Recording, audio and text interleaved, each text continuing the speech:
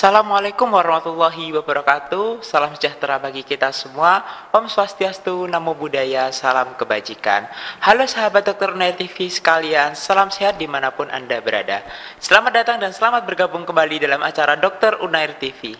Dr. Unair TV merupakan platform media kesehatan yang dibuat oleh Fakultas Kedokteran Universitas Airlangga dan RSUD Dr. Sutomo, di mana tiap minggunya akan ada episode rutin yang menyajikan berbagai informasi menarik, edukatif, dan inspiratif terkait dunia kedokteran dan isu kesehatan terkini. Jadi biar nggak ketinggalan info menarik lainnya, teman-teman boleh banget yang langsung subscribe channel Dr. Unair TV, dan jangan lupa juga kepoin kami di Instagram @drunair_tv dan fk_unair. Jangan lupa di follow ya teman-teman biar gak ketinggalan info menarik lainnya. Sebelumnya perkenalkan saya Afriza Zenia Nur Asmadi Negara yang akan menjadi moderator pada episode Dokter Edukasi kali ini. Nah sahabat penonton sekalian, hari ini kita akan membawakan judul yang sangat menarik, yakni waspada psoriasis, penyakit autoimun pada kulit. Dengan narasumber hebat kita, Dr. Sylvia Anggreni, dokter spesialis dermatologi, venerologi dan estetika, subspesialis dermatologi, alergi dan imunologi. Baik, sepertinya Dr. Sylvia sudah bergabung bersama kita. Selamat sore dokter, bagaimana kabarnya? Selamat sore Dokter Afriza. Siang ini terima kasih sudah diberi kesempatan untuk bergabung pada Dokter Edukasi pada Dokter TV. Terima kasih banyak dokter atas kehadirannya. Mohon izin dokter, hari ini kita akan membahas tentang psoriasis nih dok. Mungkin bisa mengupas tentang psoriasis. Karena memang menurut yang saya ketahui gitu di masyarakat mungkin banyak persepsi-persepsi yang kurang mengenakan tentang psoriasis. Bahkan cenderung penderita psoriasis mendapatkan sedikit pengucilan dari masyarakat dan dijauhi karena mungkin dianggap bahwa psoriasis adalah penyakit yang menular dokter. Mungkin dengan video kali ini kita bisa meluruskan isu-isu yang memang menjadi bahan perbincangan masyarakat tentang psoriasis. Mungkin dimulai dari apa itu pengertian psoriasis itu sendiri dokter?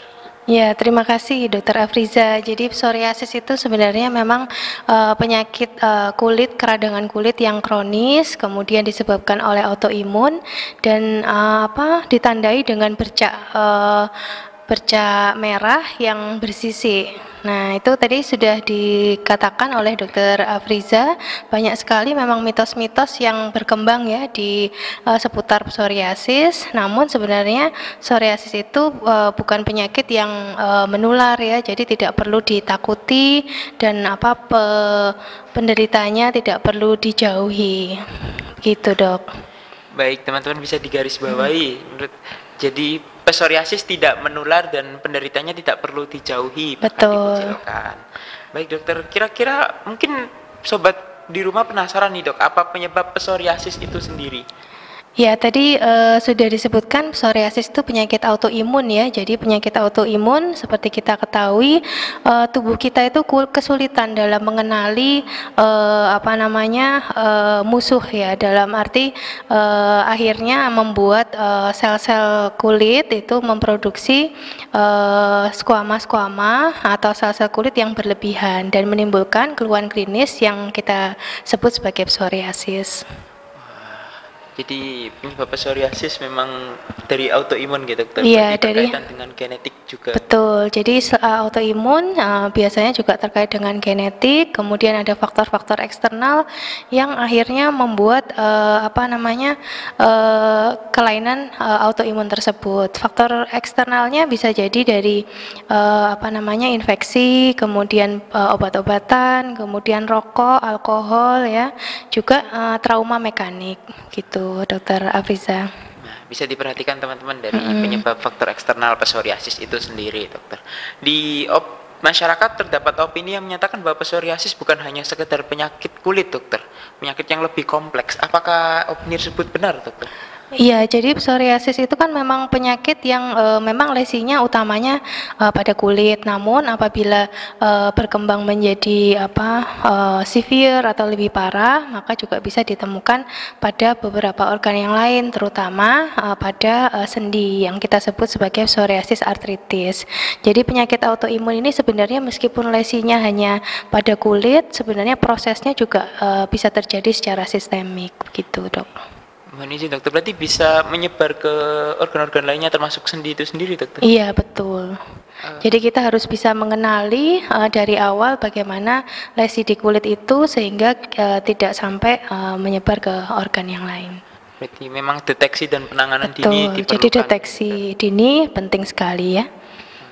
Terus ngomong-ngomong tentang deteksi dini, mungkin pemirsa di rumah ingin tahu dokter, gejala umum pada penderita psoriasis itu apa gitu dokter, dan apa yang membedakan gejala psoriasis yang ada di kulit, lesi-lesi di kulit dengan yang udah masuk ke sendi dan mungkin menyebar di tempat-tempat lainnya dokter? Jadi untuk yang di kulit biasanya ditandai dengan bercak kemerahan yang disertai dengan skuama-skuama atau sisik-sisik ya. Kemudian batasnya biasanya tegas dan juga bisa dari lokasinya juga biasanya ditemukan pada daerah yang terkena trauma, terkena gesekan-gesekan dan juga bisa menyebar ke seluruh tubuh. Mungkin bisa ditayangkan gambarnya, kita bisa lihat sekilas. Dari gambar seperti ini kita bisa melihat bahwa ada bercak merah ya, kemudian dia lokasinya di daerah-daerah yang terkena trauma. Setelah itu ada sisik-sisik yang kadang gatal, kadang tidak gatal, dan ini biasanya kadang ada yang lokal dan juga bisa menyebar sampai seluruh tubuh seperti ini. Kemudian kalau yang menyerang organ lain, terutama pada sendi, biasanya memang ditandai dengan keluhan dari nyeri sendi, Dokter Afriza. Berarti Gitu. nyeri sendi bisa menjadi salah satu tanda psoriasis artritis tadi ya? Iya, betul. Lalu untuk psoriasis itu sendiri apakah hanya ada satu tipe dokter? Apakah ada beberapa tipe seperti itu dokter? Iya, kalau psoriasis ada beberapa tipe, terutama yang tipe yang paling utama ada yang tipe plak ya. Jadi tipe plak ini memang 80 hingga 90% dari jenis psoriasis yang ada. Kemudian juga ada psoriasis gutata, psoriasis pustular, inversa, dan erythrodermi.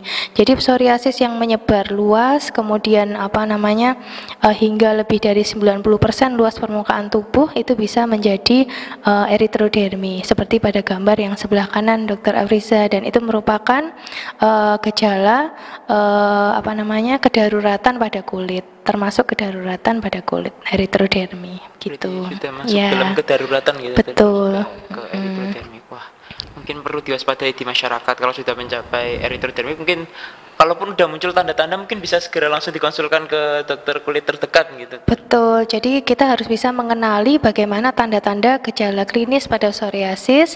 Apabila masih kecil tentu akan lebih mudah dalam pengobatan, dan kita tidak berharap bisa sampai ke stadium yang lebih berat begitu Dokter Afiza. Baik dokter, lalu berbicara tentang tadi diagnosis terus gejala klinik, apakah ada cara diagnosis khusus atau pemeriksaan yang bisa dilakukan untuk mendeteksi psoriasis dokter, baik yang bisa dilakukan secara masyarakat awam atau mungkin secara khusus oleh dokter spesialis kulit gitu?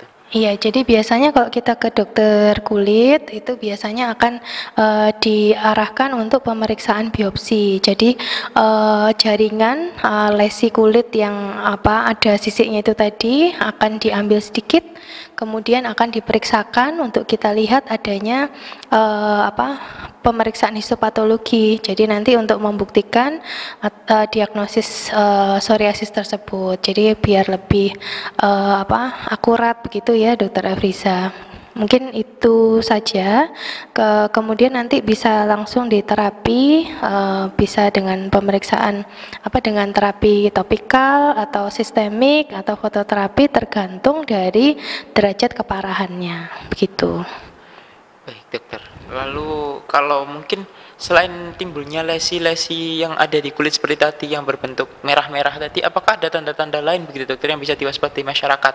Mungkin sebelum muncul tanda-tanda merah begitu, apakah ada tanda lain yang bisa dijadikan awalan bahwa ini masyarakat akan terkena psoriasis gitu? Iya, jadi awalnya memang biasanya bercaknya itu mungkin awalnya kecil ya, kemudian membesar, kemudian ada sisiknya, dan juga tanda-tanda lainnya mungkin bisa berupa ketombe ya. Jadi kayak sisik-sisik pada bercak psoriasis kalau di kepala itu kita bisa menyebutnya sebagai ketombe. Klinisnya berupa sisiknya itu kering ya, jadi beda dengan sisik pada dermatitis seboroik.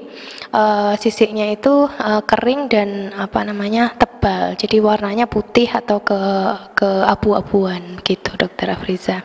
Baik, terima kasih dokter. Wah, mungkin mulai dari sekarang masyarakat bisa mewaspadai jika terdapat lesi kecil yang ada di kulit maupun yang sudah besar atau tanda-tanda seperti ketombe yang putih dan kering tadi mungkin bisa langsung memeriksakan diri ke rumah sakit terdekat. Betul. Jadi kalau sudah ada gejala klinis berupa bercak merah, entah itu kan kita kalau kulit itu kan agak susah ya kelihatannya kan merah itu kan banyak macamnya untuk diagnosisnya ya. Jadi harus kita periksakan apakah ini termasuk psoriasis atau diferensial diagnosisnya gejala yang lain ya seperti dermatitis yang lain itu dipastikan dulu diagnosisnya apa dan segera diterapi.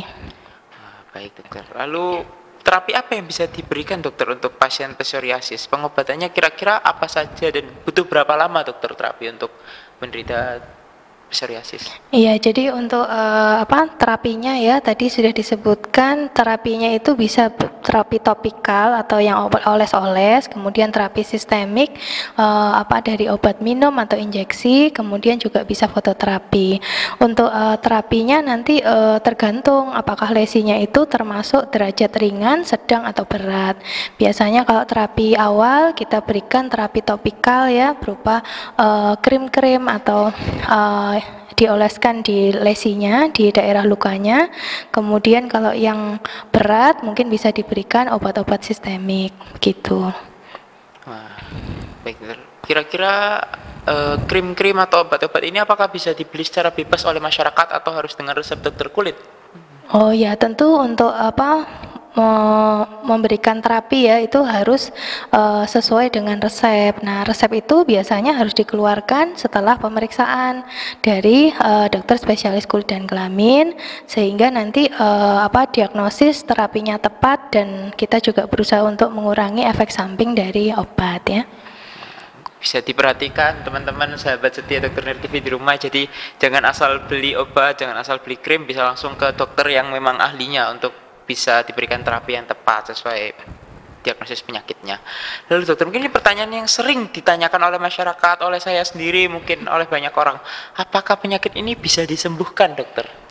Ya, jadi karena ini penyakit autoimun ya, jadi yang fokus bisa kita lakukan adalah bagaimana menurunkan kekambuhan ya. Jadi untuk para penderita psoriasis tidak perlu berkecil hati, kita hanya fokus pada bagaimana menurunkan kekambuhannya. Semakin cepat kita berobat, semakin cepat terapinya diberikan, maka biasanya kekambuhan akan lebih lama ya, gitu Dokter Afriza.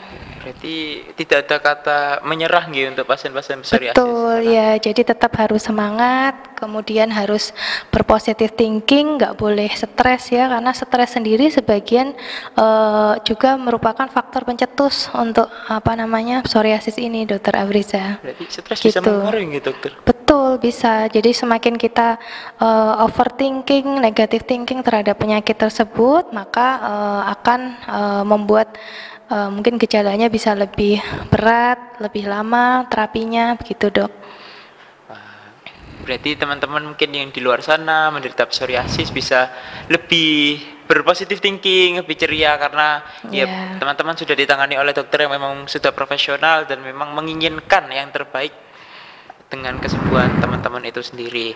Lalu dokter, apa saja perawatan harian yang bisa dilakukan di rumah pada penderita psoriasis? Mungkin apakah harus dibersihkan tiap beberapa jam sekali atau harus disemprotkan pelembab atau diberi sesuatu begitu dokter di rumah? Iya, terima kasih. Jadi untuk perawatan harian mungkin terutama penggunaan pelembab ya. Jadi pada pasien psoriasis otomatis kan barier kulit juga sudah kurang baik ya, sehingga kita harus memaksimalkan fungsi dari sawar tubuh kita. Jadi pada kulit itu bisa diberikan pelembab setidaknya 2 hingga 3 kali sehari. Jadi setelah mandi itu kan kulitnya masih agak lembab ya, kemudian langsung diberikan pelembab di seluruh tubuh dan akhirnya apa namanya, apabila sedang dalam terapi lesi akutnya, kemudian bisa diberikan bersamaan dengan terapi topikal yang diberikan oleh dokter. Namun untuk perawatan hariannya bisa menggunakan pelembab yang apa namanya, tidak mengandung pewangi, kemudian menghindari bahan-bahan antiseptik dan juga menghindari bahan-bahan iritan yang lain. Kemudian kalau mandi mungkin bisa dibatasi waktunya, tidak terlalu lama, kemudian menggunakan air yang tidak terlalu panas ya Dokter Afriza, karena air yang terlalu panas itu juga akhirnya membuat kulit menjadi semakin kering dan semakin mudah untuk iritasi. Kemudian sabunnya juga ya, jadi sabunnya bisa digunakan sabun-sabun yang memang untuk kulit sensitif, kemudian apa namanya, dengan pelembab yang tinggi. Mungkin kalau bisa memberi pelembab yang di pasaran mungkin gampangnya adalah sabun bayi ya. Kemudian apalagi ya, oh ya, karena psoriasis ini disebabkan juga karena trauma mekanik ya. Jadi kita kalau misalkan sisiran ya, mungkin pakai sisir itu juga nggak boleh terlalu keras. Kemudian kalau menggaruk itu juga nggak boleh terlalu kasar ya. Jadi sehingga kulit kita bisa terjaga dari trauma mekanis yang tidak perlu. Begitu Dokter Afriza. Sebenarnya memang banyak yang harus diperhatikan gitu dokter buat penderita psoriasis. Nah, saya sedikit tertarik dengan tadi tidak boleh mandi terlalu lama dokter. Mungkin kaitan mandi terlalu lama dengan perawatan psoriasis itu sendiri seperti apa dokter? Iya, jadi sebenarnya bukan terapi utama ya, tapi pada umumnya kalau misalnya kita terkena air terlalu lama atau dengan menggunakan air yang panas, akhirnya fungsi kulitnya nanti akan menjadi kurang baik, sehingga nanti barrier tubuhnya itu tadi kurang maksimal fungsinya. Gitu. Sangat menarik dan banyak hal yang harus diperhatikan oleh teman-teman penderita psoriasis di luar sana, sahabat Dokter Unair TV di rumah. Jadi itu memang terapi-terapi yang bisa dilakukan di rumah, mungkin terdengar sepele dokter, tapi bisa membantu pengobatan yang memang sedang dilakukan. Gitu. Mungkin juga untuk tambahan ya, untuk mungkin yang perempuan ya, mungkin pakai catok atau rambut, pelurus rambut itu ya. Nah itu juga diusahakan jangan sampai daerah bagian yang panasnya itu menyentuh kulit di bagian belakang rambut. Kemudian juga diusahakan tidak menarik ya, jadi tidak menarik rambut terlalu keras sehingga menimbulkan friksi pada daerah tersebut dan menimbulkan malah lesi psoriasis di daerah kulit kepala. Begitu Dokter Afriza. Berarti kalau menggunakan hair dryer yang panas itu berarti tidak boleh terlalu didekatkan ke kulit gitu? Betul ya, jadi karena panas yang terlalu berlebihan itu juga seringkali menimbulkan reaksi inflamasi di daerah tersebut. Juga mungkin ini yang mungkin nggak terpikir ya, jadi kayak misalkan cat rambut, kemudian mewarnai dan mengkeriting dan sebagainya, mungkin sebaiknya dihindari ya untuk penderita psoriasis. Baik dokter. Lalu apa saja pantangan atau hal-hal yang tidak boleh dilakukan oleh seseorang yang menderita psoriasis? Tadi kan sudah tidak mendekatkan alat-alat yang panas ke dekat kulit rambut tadi. Lalu mungkin ada pantangan-pantangan lain dokter yang harus diperhatikan oleh penderita psoriasis maupun orang-orang luas agar tidak terkena psoriasis mungkin? Iya, kalau pantangannya tadi yaitu ya untuk perawatan yang tidak boleh sudah disebutkan. Kemudian mungkin ini ya, rokok dan alkohol ya, itu seringkali mungkin lupa tersampaikan, tapi itu sebenarnya merupakan salah satu faktor pencetus yang cukup sering ya dalam meningkatkan psoriasis gitu. Jadi pola hidup juga berpengaruh dokter terhadap psoriasis itu sendiri? Iya, pola hidup juga berpengaruh. Jadi di jurnal disebutkan bahwa gaya hidup yang sehat dan mungkin berat badan ideal serta konsumsi air yang cukup itu juga bisa meningkatkan menurunkan kekambuhan ya. Jadi jadi tidak gampang kambuh. Begitu, Dok. Wah, ternyata memang banyak pantangan dan hal-hal yang Iya. harus diperhatikan untuk penderita Betul. psoriasis. Mungkin buat teman-teman dokter Nur TV di rumah, apakah ada cara-cara untuk bisa mencegah psoriasis, dokter, atau bisa meminimalisir kemungkinan untuk kita menderita psoriasis seperti itu? Iya, kalau mencegah karena itu merupakan ada kaitannya dengan genetik ya dan penyakit autoimun, mungkin pencegahannya agak kurang efektif. Namun yang bisa kita lakukan adalah mencegah bagaimana agar tidak mudah kambuh itu tadi dengan cara perawatan harian yang baik. Kemudian apabila nanti ada lesi atau ada sesuatu yang tidak normal pada tubuh kita, harus segera periksa agar deteksi dini dan terapinya lebih efektif dan bisa menurunkan kekambuhan. Itu, Dokter Afriza. Baik, dokter. Terus saya penasaran, dokter, apakah makanan dan minuman yang kita makan apakah bisa berpengaruh terhadap kondisi psoriasis, dokter, atau bisa menimbulkan atau menyebabkan psoriasis ketika kita mengkonsumsi makanan atau minuman tertentu? Lalu apakah alergi juga mempengaruhi kondisi psoriasis, dokter? Iya, jadi karena kalau makanan minuman itu biasanya kita pantang pada penyakit alergi ya. Jadi ada perbedaan patogenesis atau perbedaan penyebab dari psoriasis ini dengan penyakit alergi. Jadi kita tidak perlu berpantang pada penyakit psoriasis gitu. Jadi bisa diperhatikan teman-teman bahwa psoriasis dan alergi adalah dua hal yang berbeda, Iya. gitu, dua penyakit yang berbeda. Yang penting yang nggak boleh tadi alkohol sama rokok ya, dan mungkin menjaga pola hidup sehat dan berat badan yang ideal itu juga salah satu yang perlu diperhatikan pada psoriasis. Selanjutnya ada mitos yang beredar di masyarakat, dokter, bahwa psoriasis dapat disebabkan oleh sanitasi dan higien yang buruk. Apakah itu mitos atau fakta, dokter? Kalau hygiene itu biasanya kaitannya dengan penyakit infeksi, Dokter Afriza. Jadi kalau ada hygiene yang kurang baik, biasanya akan terjadi penyakit infeksi. Namun itu tidak menjadi penyebab dari psoriasis, namun bisa menjadi faktor pencetus.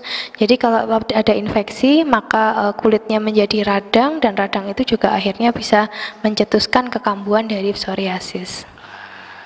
Berarti bisa menjadi salah satu faktor pencetus gitu, dokter. Betul, Jadi iya. memang pada dasarnya kita tetap harus menjaga kebersihan dan higienitas dari diri sendiri. Iya, betul. Baik, dokter. Mungkin di masyarakat juga selanjutnya ada mitos yang beredar terkait bahwa psoriasis hanya menyerang orang dewasa, dokter, dan tidak dapat menyerang anak-anak. Apakah mitos tersebut benar, dokter? Oh, jadi psoriasis tetap bisa menyerang anak-anak, namun memang angka kejadiannya tidak sering ya, jadi cukup jarang. Begitu, Dok. Jadi tetap bisa menyerang anak-anak, Bisa. cuma kejadiannya tidak sebesar Ya, tidak yang terjadi. sesering yang pada psoriasis dewasa. Jadi tetap bisa menyerang anak-anak ya, teman-teman. Iya. Berarti mitos, dokter. Kalau psoriasis dewasa biasanya kan dalam populasi 2 hingga 5% ya, jadi memang tidak banyak sekali, tapi ya cukup banyak, cukup sering ditemukan di di masyarakat, begitu, Dok. Cukup umum ya, dokter, kondisinya Betul, di iya. masyarakat. Dokter, mungkin mitos fakta yang terakhir, apakah benar bahwa kulit kering itu bisa menyebabkan psoriasis, dokter?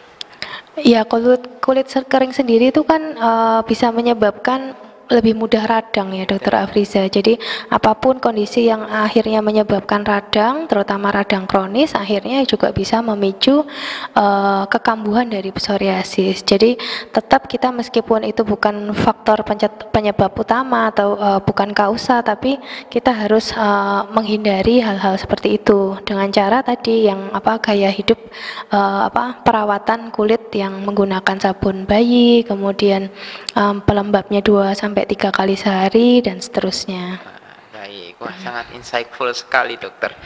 Mungkin yang paling terakhir nih, dok, kan tadi kita berbicara tentang pandangan masyarakat terkait psoriasis, terus bagaimana masyarakat salah paham terkait psoriasis yang dianggap penyakit menular.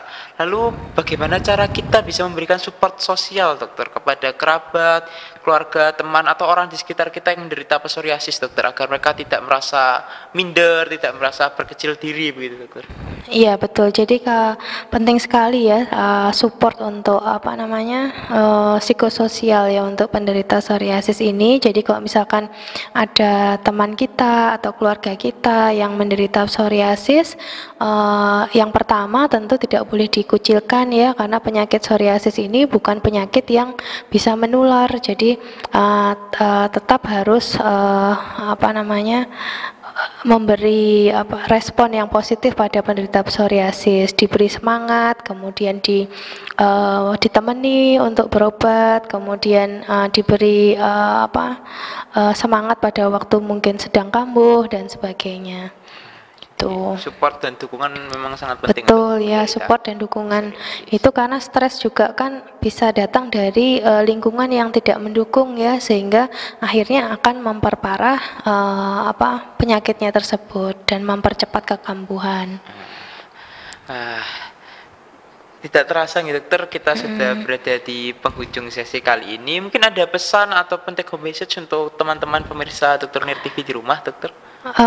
Ya, terima kasih. Jadi untuk psoriasis ini intinya adalah penyakit karena autoimun dan ini tidak menular. Kemudian juga penderitanya itu harus optimis dan para keluarga atau teman-teman di sekitarnya harus memberi dukungan psikososial ya pada pasien psoriasis ini. Jadi harus tetap semangat.